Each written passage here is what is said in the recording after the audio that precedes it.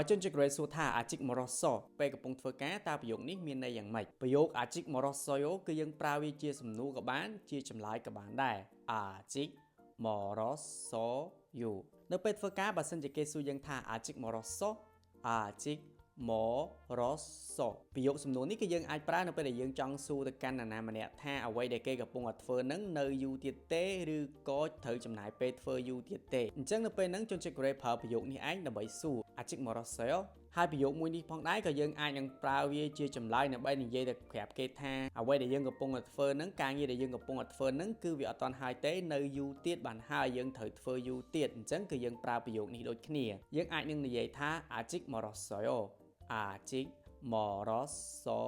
យោគឺមានន័យថានៅយូរទៀតអញ្ចឹងបើជនជាតិកូរ៉េសួរយើងថាអាជីកមរសគឺមានន័យថានៅយូរទៀតទេហើយបើសិនជាយើងត្រូវធ្វើយូរទៀតគឺយើងអាចនឹងឆ្លើយថាអាជីកមរសយោអាជីកមរស